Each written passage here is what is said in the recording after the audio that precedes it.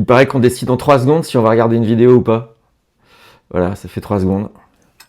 Vous faites quoi? Vous restez, vous partez, vous décidez-vous parce qu'on va pas y passer la nuit? Les monologues du 20-20. Les monologues du 20-20. L'Espagne et le Portugal qui n'ont pas eu de jus pendant une journée, t'imagines le truc? C'est Barjavel. Lisez Ravage, tout est écrit dedans, c'est dedans, c'est brillant. T'es là avec ton rasoir électrique et tout, en train de te raser, et tout d'un coup ça s'arrête, t'es là, waouh! T'as les poils, t'as les touffes, t'es là, mais qu'est-ce que je fais, merde! Tu vas quand même pas m'obliger à acheter des piles, quoi. Une 1,5 volts, c'est du AA, du AAAA, c'est du AAAAA comme l'andouillette, c'est ça que tu veux que je mette des piles d'andouillette? Non, c'est pas raisonnable ça. Moi j'aimais bien les 9 volts parce que tu les clipsais dans les trucs comme ça, les clics. Les piles 9 volts, tu savais que c'était des gros jouets, ça. C'était des gros jouets de Noël, ça. À la fin de cette histoire, on est tous comme des cons avec nos touffes. C'est tout.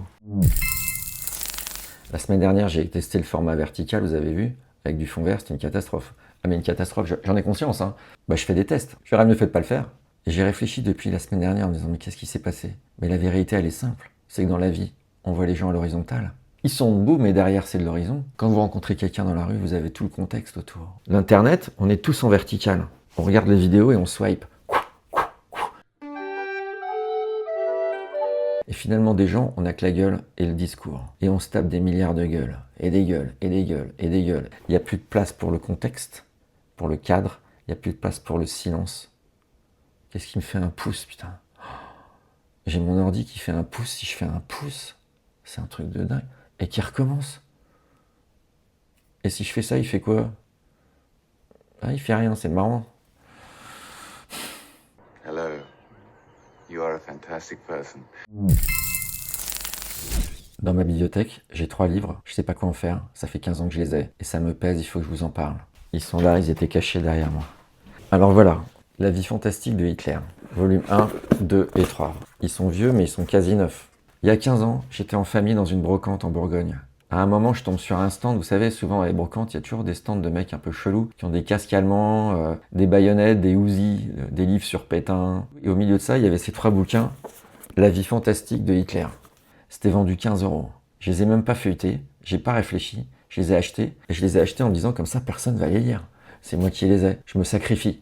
Et depuis, j'ai déménagé 2 fois, et je me les traîne dans ma bibliothèque. Donc je voulais vous dire, si jamais il m'arrivait malheur, un accident, si je décédais, je tenais à dire publiquement, je ne suis pas un nazi. Mes enfants, si vous tombez là-dessus, papa n'est pas nazi. Alors vous pourrez me dire, pourquoi tu les jettes pas? Parce qu'à chaque fois j'ai peur. À la déchetterie, j'ai peur que quelqu'un les voit tomber dans la benne et me regarde comme ça. Dans la poubelle jaune du recyclage, je me dis à tous les coups, elle va tomber dans la rue, elle va s'ouvrir et les gens diront, oh, c'était sa poubelle, c'était la sienne, j'ai vu. J'ai plus de cheminée, je vais pas les mettre dans le grille-pain. J'ai peur d'agir dessus, donc je fais rien. Et ça se trouve, c'est des super livres. Mais quand même, le titre, mec, détends-toi, calme-toi, calme ta joie, mec, calme ta joie. En plus, il faut que je retourne les cacher. Cette semaine, à cause des événements à Nantes, je me suis demandé ce qu'était devenu ma petite école. Je suis allé voir ma petite école à Garches, dans le 9-2. Quand j'étais petit, on voyait à travers les grilles. J'aimais bien parce que je pouvais voir ma mère arriver quand elle venait me chercher. Ou mon père parfois, mais pas souvent. Maintenant, il faut ruser. Quand j'étais petit, ça s'appelait l'école Saint-Louis. Maintenant, c'est Jean-Paul II. Le pape a pris la place du roi et on m'a pas prévenu. En CM1, j'ai eu le prix de camaraderie.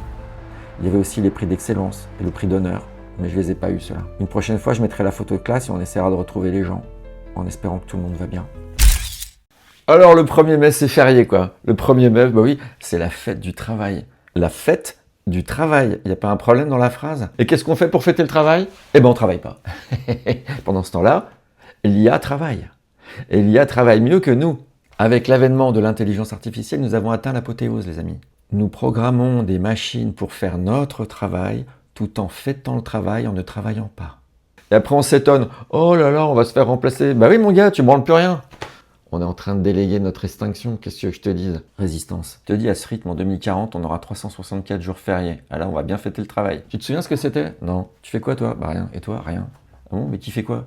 Bah on sait pas trop. Des gars qui font l'IA. Ah bah il y a des gens qui bossent alors. Ouais, c'est pas sûr, parce que je pense que même les gens qui font l'IA, ils vont se faire iatiser. On va tous être iatisés. On va errer pendant que l'IA fait des trucs. Mais elle fait quoi, puisqu'on n'aura plus les moyens de l'avoir, l'IA? Le poste est pourvu. Ah bon, par qui? Par ChatGPT, c'est le cousin. Ah ok. Donc toi, avec tes charges et ton chômage et ton diabète, t'es gentil, t'as 45 ans, tu vas direct à l'EHPAD. Ah ok. C'est tôt, non? Ouais, bah c'est comme ça. Ah ok. IA, IA. Yo, yo, yo, yo. Je vais finir au papotin, moi. Moi, ça fait des années que je dis qu'il faut insulter la technologie. On ne reçoit pas l'envahisseur avec un bouquet de fleurs. Il faut lui parler comme à votre pire ennemi. Et encore pire qu'à votre pire ennemi. Et si vous n'avez pas d'ennemi, trouvez-en un. Moi, mes IA, je leur donne des noms de maladies dégueulasses. ChatGPT, je l'appelle mycose. Personne s'attache à une mycose. Voilà, donc moi, je ne veux pas m'attacher. Grok d'Elon Musk, je l'appelle herpès. Claude AI, c'est chlamydia. Ça gratte et ça se transmet, donc faut faire gaffe. Et oui, j'utilise l'IA comme la résistance utilisait les fusils et la dynamite. Le fil vert sur le bouton vert, le fil rouge sur le bouton. Connais ton ennemi, utilise les mêmes armes que lui. Et les machines qui vont nous entourer, gavées de puces. Qu'est-ce qu'on fait? J'ai décidé de parler gentiment à mon électroménager, on sait jamais. Bonjour toi. Parfois quand je mets du pain complet, tu es plus doux. Et puis parfois, je sais pas pourquoi, la semaine d'après, je mets 2 tranches de pain de mie, je m'écarte un peu, je vais mettre la table, je pense à autre chose, je reviens, et les toasts sont noirs, et toi t'es là et t'en as rien à foutre. T'en as rien à foutre de me filer des toasts cancérigènes. Alors oui, là pour le moment, t'es dans une version un peu antique. Mais je sais que bientôt, t'auras une puce en toi, tu seras relié à ma montre, qui sera relié à ma santé, qui sera relié à mon système bancaire et à mes assurances, et que si je mange des toasts trop cuits, ce sera peut-être parce que tu veux me tuer. Ah, tu sais toi, est-ce que tu vas me griller ? Les monologues du 20-20. Les monologues du 20-20. C'est ta faute.